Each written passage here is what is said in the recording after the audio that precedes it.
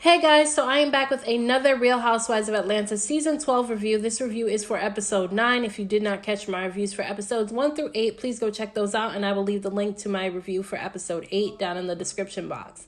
Now, this episode starts with Portia, and she meets with her sister Lauren at some makeup shop to figure out what type of makeup looks and what type of makeup she wants to bring with her on this Canada trip, because they're going on a girls trip to Canada that Tanya had planned out. And Portia said that she's really excited to go, especially because she wants to go to the Toronto Carnival. And she said that she just wants to have fun on this girls trip because she's been dealing with a lot in her regular life, which she definitely has been. All the drama between her and Dennis, having to take care of her daughter, and then on top of that, working all the time. She definitely needs a break, and I hope that she has a good time on this trip, because out of all the girls so far this season, I feel like she needs the girls trip the most. Now, she tells her sister Lauren that the last therapy session that she had with Dennis was good, and that Dennis wants to give her the ring back. Lauren is very protective over Portia, and so she feels some type of way about Portia and Dennis seeming like they're already getting back together, because she feels like they're moving too fast, and that's what they did in the beginning, and that's why it didn't work out in the first place. And so I agree with Lauren. I feel like they're moving too fast, because Portia was saying how, he wants to give her a ring back, he wants to upgrade the ring, and he also wants to move back into the house, and I feel like that's too soon. I feel like they need to take baby steps. Although they're engaged, and although, they already have a baby with one another, I honestly feel like they should take it slow and, really try to ease their way back into this relationship, because if they move too fast, it's probably going to fail once again. So I hope that she listens to her sister Lauren, because I feel like Lauren's right. Now, she says that she has one thing that is bothering her that she wants to address when she goes to this girls trip, and that's to address Eva. Now, what happened was Candy and Marlo went out with Portia, and they told Portia that Eva had said some unfavorable things about her. What happened was Portia went back and told Kenya that the reason why Eva didn't bring her kids to that Barbie event was because she didn't trust her kids around Kenya, and she felt like Kenya had bad energy. And that's not what Eva said. Eva did not say that, but that's what Portia went back and told Kenya. Now, because of that information got back to Eva, and Eva said, okay, in response to what Portia went back and said, Eva said that she should forward the blog post that they've been posting about her and Dennis, so that she can give it to Portia, so that Portia could have her own business to mind, because she feels like Portia's C-section scar hasn't even healed yet, and she's worried about her when she should be worried about herself. And so that's what Eva ended up saying. It was a bit harsh, but I feel like if Portia feels like she needs to address Eva about what Eva said that she didn't like, I feel like Eva should address Portia for going back and telling Kenya false information as well. So Cynthia, Tanya, Candy, and Eva meet at first at the airport. Eva is nervous about being pregnant and going on this girls trip, because there's always a lot of drama, even physical altercations. She doesn't want to be anywhere around when that type of thing happens, because she's pregnant and she's nervous about it. She's really late in her pregnancy at this point in time. She's almost due at this point in time, so I can understand why she's nervous about it. Now, she tells the ladies that she was surprised at how nice Marlo was to her at Cynthia's event, which I was surprised at how nice Marlo was to Eva at Cynthia's event. It was weird to me, because, you don't trust somebody like Marlo. So it's like you don't know if their being nice is genuine, or if she has ulterior motives for why she's being nice. And everyone feels some type of way about her being nice. Anyone that she's crossed at some point feels weird about her being nice, because it's like you can't trust Marlo. So Marlo ends up showing up, and she's being extra nice to everyone. Nobody trusts her, especially Eva. And I'm interested to see what happens in the rest of this trip with Marlo, because I don't think the niceness with Marlo is gonna last. Now, Tanya tells the ladies that she went to lunch with Nene and invited her on the trip to Canada, but she does not know if Nene's gonna come, because Nene did not say that she was coming for sure. Now, Marlo says that she thinks Nene might come. I feel like Marlo really wants Nene to come, because I feel like she wants Nene and Kenya to get into it. That's what I personally think, because she didn't even want, Nene to leave her event when, Kenya was there acting up. Although Nene left that event because she said that she would have ended up getting into it with Kenya, and she didn't want to. Now, Cynthia sent a thank you text to Nene about the heartfelt card that she got for her at her wine cellar launch. And so the text did not go through because obviously Nene has Cynthia blocked. And so Cynthia asked Marlo to ask Nene to unblock her. I don't know why Cynthia does stuff like that, like corny stuff like that. It's like, okay, she sent you a heartfelt message for your card. You could have told Marlo to go tell Nene that you appreciate it.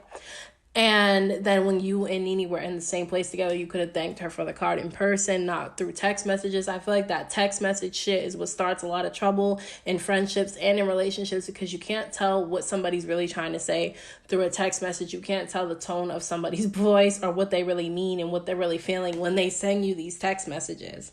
Now, Kenya shows up and there's tension between her and Marlo. Marlo's still salty about Kenya showing up with a marching band to her wig event, promoting her own Kenya More hair care products. I thought it was funny. I thought it was really petty of Kenya, but I was here for the pettiness at that point in time, because Marlo can dish it, but she can't take it. She does all types of shady shit to other people, and then when it's done to her, she doesn't like it. So I was here for the pettiness at that point in time, and so I think that Marlo needs to just get over it already.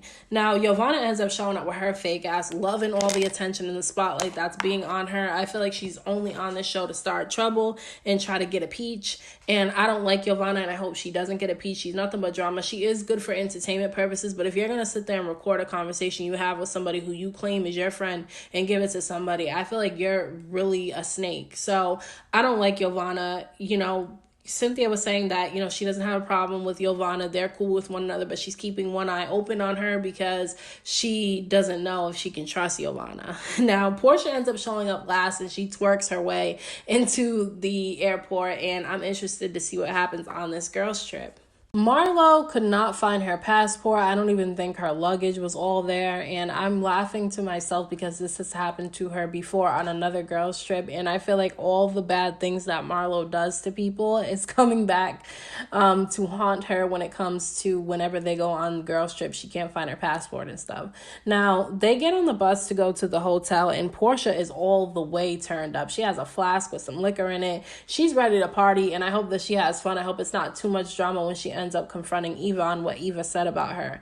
Now, Tanya is excited for the ladies to experience the Toronto Carnival. She wants the ladies to have a good time and experience what she experienced growing up in Canada. Hopefully her trip doesn't end up getting messed up. At least for the Toronto Carnival, they should be able to have a good time without drama. Now, the room situation comes up, and they want to know who's getting the best room and who's getting the worst room, because in every friggin' season of The Real Housewives of Atlanta, when they go on a girls trip, there's always a hierarchy when it comes to the rooms. The person who sets up the trip gets the best room, and then they pick people, and as they go through the list of people, the rooms get worse and worse and worse, and so they want to know who's going to get the worst room. Now, Tanya said Marlo might get the worst room because she did that to her last season when she gave Tanya the bunk beds on a girls trip, which I thought, she should have gave Marlo the worst room, because Marlo was being really shady to, Tanya last season. But we'll see if she ends up giving her the worst room, because I don't even think they should do that with the worst room or the best room. I give everybody the same damn room so that you avoid that type of confrontation. They arrive at a hotel, and so Tanya tells them that everyone has the same type of room besides her penthouse suite, because she doesn't want the ladies to argue about who gets the best room and who gets the worst room. So I honestly think that Tanya did a good thing when it came to that. She eliminated a portion of drama that's pointless, because every season the whole room situation is completely pointless. I don't even know why they do that on The Real Housewives of Atlanta, because correct me if I'm wrong, but do they do that on any other Real Housewives franchise where they give like busted hotels or busted houses for them to sleep in, and there's like really ugly rooms? Is that just for the Real Housewives of Atlanta, or is that for all Real Housewives franchises that they do that? Now, the rooms are actually really nice, and everybody has the same room, and so nobody had any complaints when it came to that. Now, Cynthia sees what Nene wrote on her card on a blog, written verbatim, okay, on a blog. Her, Candy, and Kenya are all sitting there, and she literally reads this blog post, and it literally has every single heartfelt thing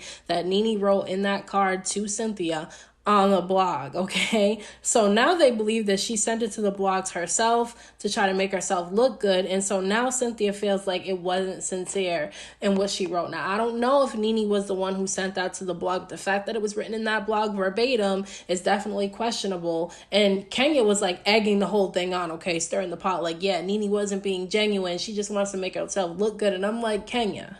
Because I feel like Kenya competes with Nene to see who's going to be Cynthia's best friend. And it's like, it's really petty at this point in time, okay? But I definitely would question whether or not Nene was genuine too, or if she wasn't the one who sent that to the blog, they need to figure out who sent it to the blog.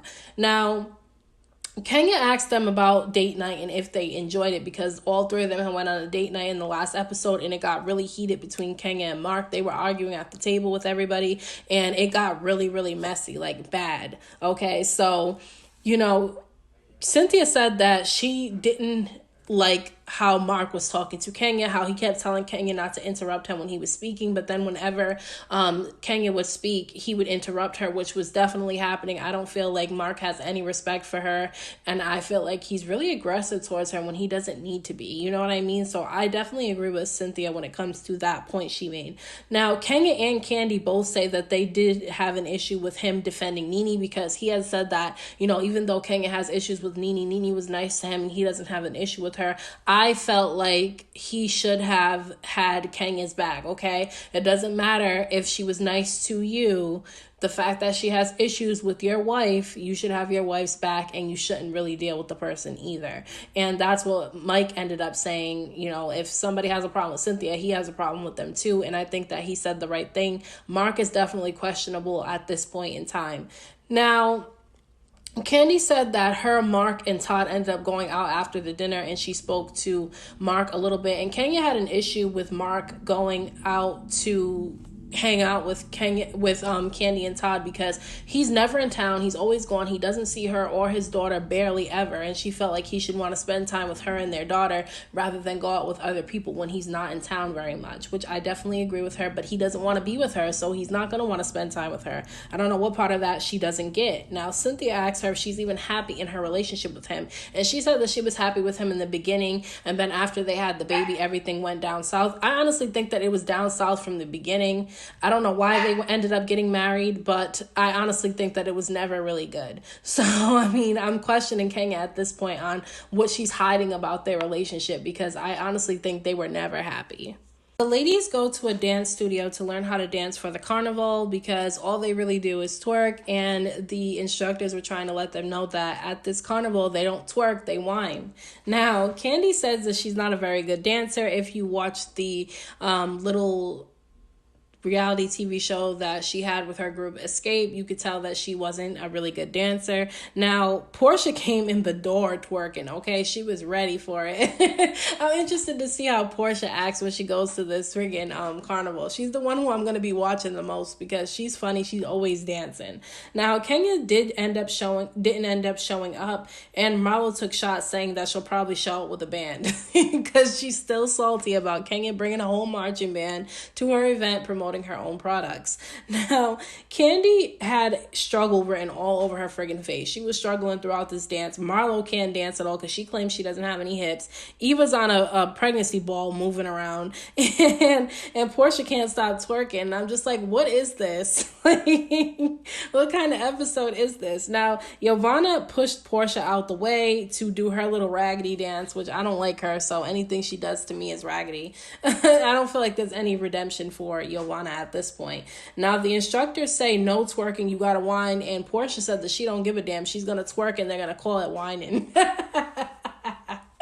Eva and Cynthia end up getting a moment alone by themselves to catch up, and Eva asks Cynthia if she knows who recorded her, and I feel like Cynthia's really clueless. Like, who do you think recorded you? It's either out of Marlo and Giovanna, and I don't think Marlo did it, and I know Marlo didn't do it because Giovanna said that she had proof of Cynthia talking crap about Nene. And so obviously it's Giovanna. I don't even know why, Cynthia would even give Giovanna the benefit of the doubt at this point in time.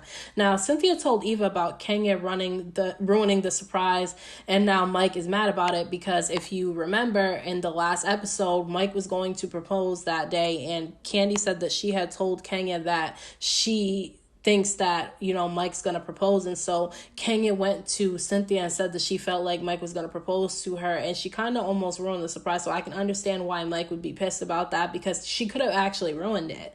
Now, Eva calls her husband and says that so far everyone's being nice, but she's not going to speak too soon on it. And the reason why she's not going to speak too soon on it is because once she said that, Nene ended up showing up and meeting with Tanya at the hotel. Now, Nene tells Tanya that she's trying not to have negative energy and is trying to use what she's been learning with her life coach and taking what she's learned on this girls trip. I don't think it's going to work. I think she's going to end up getting into it. And if she gets into it with anybody, it's going to be Kenya, because Kenya doesn't bite her tongue, and Nene's not going to let, Kenya say whatever she wants and she not say anything. They're going to end up taking shots at each other during this trip, and they're going to end up getting into it, because all the girls trip, all the ladies get together and they go to all these toxic dinners and play these toxic games with one another, and it turns into total chaos. Now, Tanya tells Nene that no one knows she's coming, so basically it's going to be interesting to see how the ladies react to Nene coming into this little vacation.